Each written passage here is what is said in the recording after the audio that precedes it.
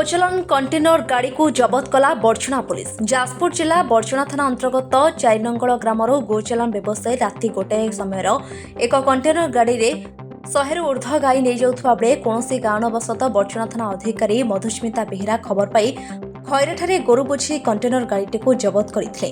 गाई गुड़ी को गाड़ी ओह्लाई सुरक्षित जगह को नहीं जाइथिले। बड़ दुखर कथा ता भितरे 28 गाई और बाछुरी मरी जाइथिले। गोमातांक मरण देखि निजे मधुस्मिता बेहेरा कांदी पकाइले।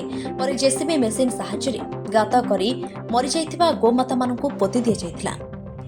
पर्चनारू भजहरी पृष्ठिंक रिपोर्ट एएम मीडिया 24।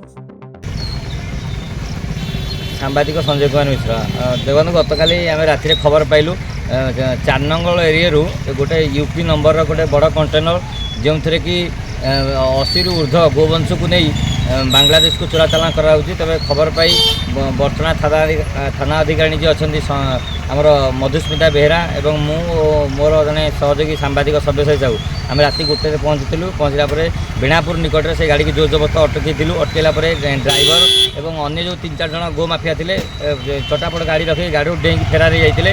अचानक आम समस्ते मिसी गोवंश को रेस्क्यू करूँ। रेस्क्यू कर गाड़ी मुझे चलैक आनी आनला आम बर्तमान सुधा थाना अधिकारी जी अच्छा मधुस्मिता बेहेरा नेतृत्व में खैराठारे गोवंश मान उद्धार कराई। आपण मैंने देखिए किभली भाव में बर्तमान सुधा 30 रु ऊर्ध्व मृत गोरु को उद्धार कराई। अति अमानुषिक और दयनीय भाव कंटेनर रे माने प्रथमे गोरु एवं तापर छात पड़ता तापर पुणी गोरु माने दिताला कंटेनर रे गोचालन होता। सबुठ बड़ दुर्भाग्यर विषय आप जानते कमी गोरु मानक कटा होकर बाहर कराई।